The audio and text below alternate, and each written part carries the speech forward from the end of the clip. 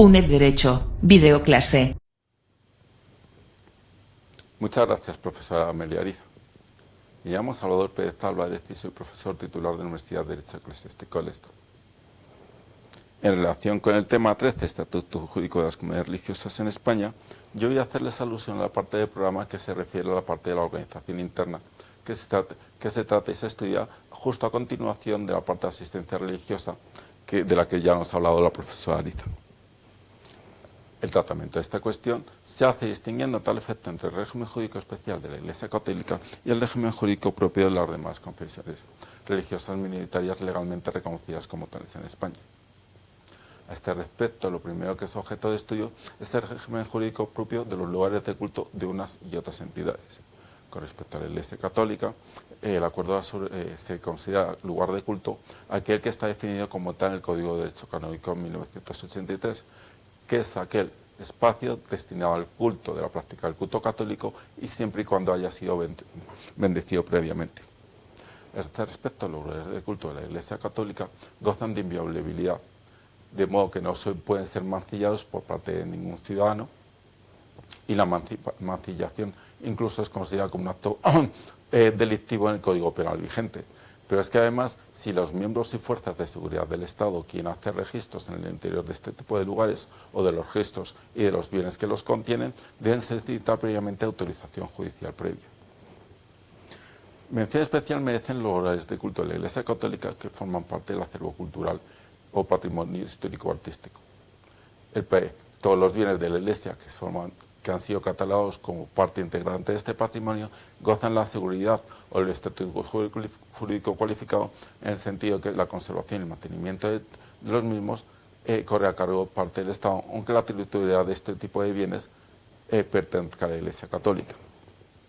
Dentro del régimen jurídico de los lugares de culto también se hace mención especial a los cementerios, que son los lugares destinados al enterramiento de ciudadanos con respecto a lo que es el rito propio de la Iglesia Católica. A este respecto, en muchas de las ordenanzas municipales y en los cementerios municipales se suelen reservar, hacer una especie de reserva de parcelas para que tengan lugar los cementerios propios conforme al rito católico. En este tema también se trata el tema de los ministros de culto. Los ministros de culto de la Iglesia Católica son los sacerdotes o todas aquellas personas que sean consideradas como tales en el derecho canónico vigente. Los ministros de culto de la Iglesia Católica se encuentran sometidos a un régimen especial en la legislación de seguridad social, es decir, son considerados trabajadores por cuenta ajena y reciben todas las prestaciones de la seguridad social propia de este tipo de trabajadores. Y asimismo, una vez concluido el análisis de los lugares y los ministros de culto, la primera parte de este tema se cierra con el estudio de lo que es las festividades religiosas. A este respecto, lo primero que hay que tener en cuenta con respecto a las festividades religiosas católicas es que el descanso dominical es la festividad contemplada en la legislación laboral vigente como fiesta nacional por una cuestión de tradición cultural. Asimismo, año tras año, la Conferencia Episcopal y el Estado o las administraciones autonómicas respectivas van pactando el disfrute de una serie de festividades que se corresponden con la celebración o festividades propias religiosas. Pues bien, analizado el régimen especial de la Iglesia Católica, la última parte de este tema está destinado al estudio del régimen especial de estatuto jurídico de las confesiones religiosas minoritarias.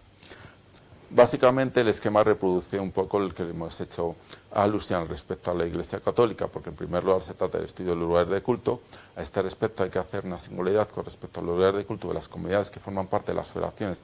que han pactado un acuerdo de cooperación con el Estado en 1992, las comunidades que forman parte de la Federación de Entidades Religiosas Evangélicas de España y la Federación de Entidades Israelitas de España, que se consideran lugares de culto aquellas dependencias destinadas de forma permanente al culto y que hayan sido certificados como tales por las federaciones respectivas. Y otra singularidad también afecta a los lugares de culto propios de las comunidades que forman parte de la Comisión Islámica de España, ya que se consideran como tales las mezquitas y el resto de locales o bienes inmuebles destinados de forma permanente al culto, la práctica del culto musulmán, y haya sido certificado de la misma manera por la federación respectiva. Con respecto a los ministros de culto, pasa prácticamente lo mismo con los ministros de culto de la Iglesia Católica, es decir, se consideran como trabajadores por cuenta ajena y son considerados a efectos de la seguridad social recibiendo las mismas prestaciones que un trabajador por cuenta ajena, excepto con una excepción propia de los ministros de culto de estas confesiones, que los singularizan frente a los de la Iglesia Católica, que solo se consideran trabajadores por cuenta ajena con respecto al disfrute de prestaciones de carácter común. A este respecto, los ministros de culto de otras confesiones religiosas que han adquirido notoria rango en España, es decir, la confesión religiosa mormona, los miembros de la Federación de Iglesias Cristianas de Testigos de Jehová y los budistas de España, también son equiparados a efectos de la seguridad social a los ministros de culto de estas confesiones que han pactado un acuerdo de cooperación con el Estado de 1992. Asimismo, se hace alusión al disfrute de las festividades religiosas propias y particulares de estas comunidades religiosas minoritarias. En relación con el disfrute de las festividades religiosas de las comunidades que forman parte de la Federación Protestante, Comunidad o Israelí de España, hay que establecer una serie de singularidades, ya que los acuerdos respectivos contemplan que siempre y cuando haya sido pactado entre el trabajador y el empresario, el disfrute semanal, el disfrute de jornada y media semanal mínimo podrá ser disfrutado en lugar del sábado, de la tarde del sábado y el día del domingo, una fecha diferente, la tarde del viernes y el día del sábado durante el periodo Ramadán en el caso islámico, o la tarde del viernes y el sábado para la práctica mayoría de iglesias protestantes, siempre y cuando se haya sido autorizado y eso no interrumpa o perjudique lo que es la práctica del servicio para el cual ha sido contratado. También se prevé la posibilidad de que el trabajador pacte con el empresario y disfrute de una serie de festividades propias de la comunidad religiosa a la que pertenece, y siempre y cuando el empresario tendrá que concederla, salvo que existan, por razones de servicio, impedimentos que dificulten el disfrute de dicha festividad. Y como singularidad propia de este tipo de confesiones, la última parte del tema se trata